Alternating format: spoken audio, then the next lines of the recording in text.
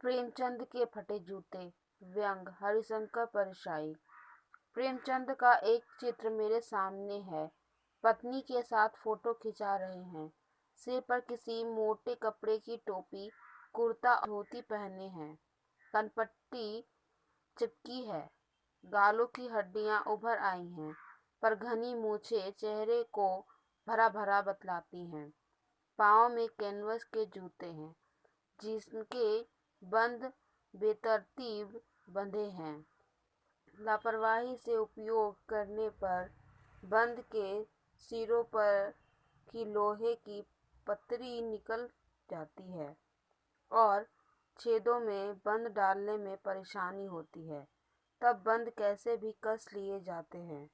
दाहिने पांव का जूता ठीक है, मगर बाएं जूते में बड़ा छेद हो गया है, जिसमें से उंगली बाहर निकल आई है।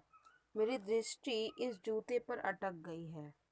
सोचता हूँ, फोटो खिंचवाने की अगर यह पोशाक है तो पहनने की कैसी होगी। नहीं, इस आदमी की अलग अलग पोशाकें नहीं होगी।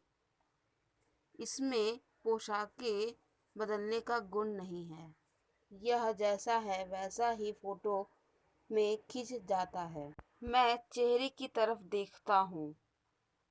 क्या तुम्हें मालूम है मेरे साहित्यिक पुरखे कि तुम्हारा जूता फट गया है और उंगली बाहर दिख रही है?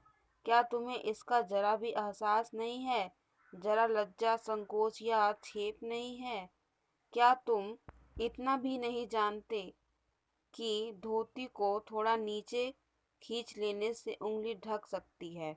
मगर फिर भी तुम्हारे चेहरे पर बड़ी बेपरवाही, बड़ा विश्वास है।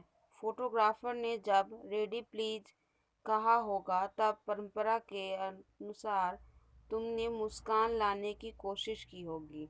दर्द के गहरे कुएं के तल में कहीं पड़ी मुस्कान को धीरे धीरे खींचकर ऊपर निकाल रहे होगे कि बीच में ही क्लिक करके फोटोग्राफर ने थैंक यू कह दिया होगा। विचित्र है यह अधूरी मुस्कान। यह मुस्कान नहीं, इसमें उपहास है, व्यंग है। यह कैसा आदमी है जो खुद तो फटे जूते पहने फोटो खिंचा रहा है, पर किसी पर हंस भी रहा है। फोटो ही खिंचाना था तो ठीक जूते पहन लेते या न खिंचाते। फोटो न खिंचाने से क्या बिगड़ता था? शायद पत्नी का आग्रह रहा हो और तुम अच्छा चल भाई कहकर बैठ गए होगे। मगर यह कितनी बड़ी ट्रेजेडी है कि आदमी के पास फोटो खिंचाने को भी जूता ना हो। मैं तुम्हारी यह फोटो देखते देखते तुम्हारे क्लेश को अपने भीतर महसूस करके जैसे रो पड़ना चाहता हूँ, मगर तुम्हारी आंखों का यह तीखा दर्द भरा व्यंग मुझे एकदम रोक देता है। तुम फोटो का महत्व नहीं समझते। समझते होते तो किसी से फोटो खिंचाने के लिए जूते मांग लेते। लोग तो मांग के कोर्ट से वर दिखाई करते हैं और मांगे की मोटर से बारात निकालते हैं। फोटो खिंचाने के लिए तो बीवी तक मांग ली जाती है। तुमसे जूते ही मांगते नहीं बने। तुम फोटो का महत्व नहीं जानते। लोग तो इत्र चुपड़ कर फोटो खिंचाते हैं, जिससे फोटो में खुशबू आ जाए। गंदे से गंदे आदमी की फोटो भी खुशबू देती है। टोपी आठ आने में मिल जाती है और जूते उस जमाने में भी 5 रुपए से कम में क्या मिलते होंगे। जूता हमेशा टोपी से कीमती रहा है। अब तो जूते की कीमत और बढ़ गई है और एक जूते पर 2500 टोपियां न्यौछावर होती हैं। तुम भी जूते और टोपी के अनुपातिक मूल्य के मारे हुए थे। यह विडंबना मुझे इतनी तीव्रता से पहले कभी नहीं चुभी जितनी आज चुभ रही है।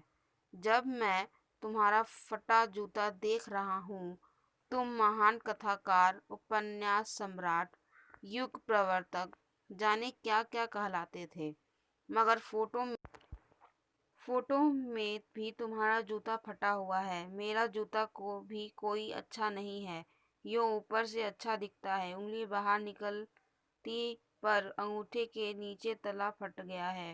अंगूठा जमीन से घिसता है और पैनी मिट्टी पर कभी रगड़ खाकर लहूलुहान भी हो जाता है।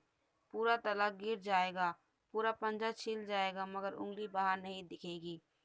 तुम्हारी उंगली दिखती है पर पाँव सुरक्षित है। मेरी उंगली ढकी है पर पंजा नीचे घिस रहा है। तुम पर्दे का महत्व नहीं जानते।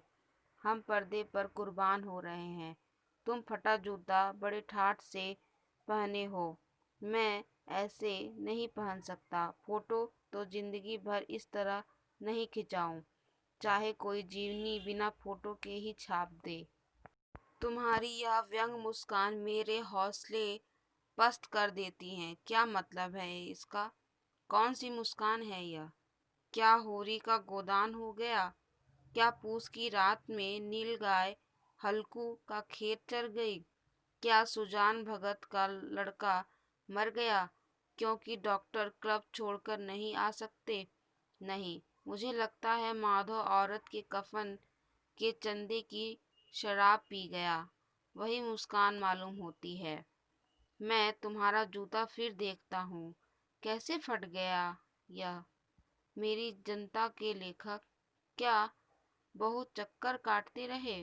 क्या बनिए के तगादे से बचने के लिए मील 2 मील का चक्कर लगाकर घर लौटते रहे?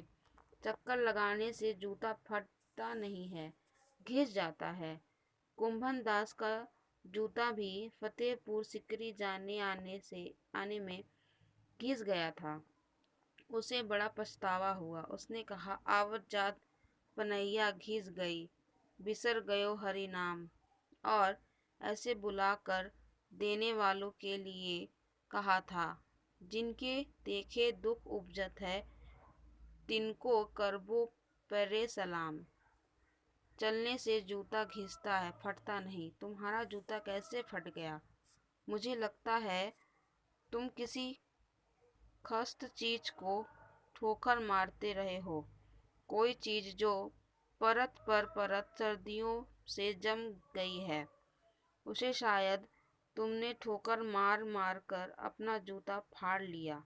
कोई टीला जो रास्ते पर खड़ा हो गया था, उस पर तुमने अपना जूता आजमाया।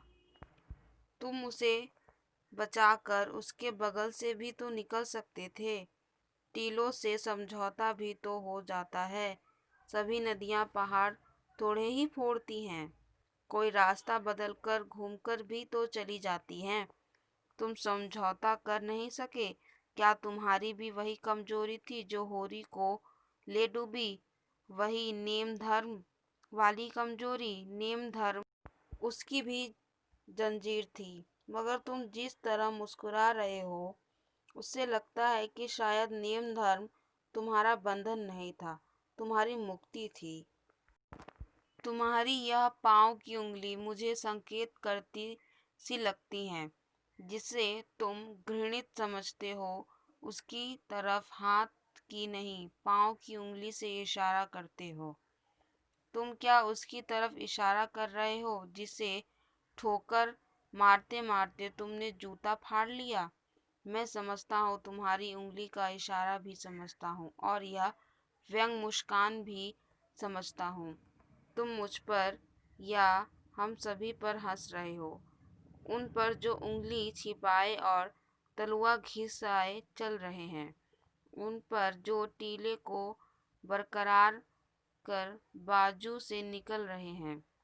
तुम कह रहे हो, मैंने तो ठोकर मार मार कर जूता फाड़ लिया। उंगली बाहर निकल आई पर पाँव बच रहा और मैं चलता रहा। मगर तुम उंगली को ढकने की चिंता में तलवे का नाश कर रहे हो। तुम चलोगे कैसे? मैं समझता हूँ, मैं तुम्हारे फटे जूते की बात समझता हूँ, उंगली का इशारा समझता हूँ, तुम्हारी व्यंग मुस्कान समझता हूँ।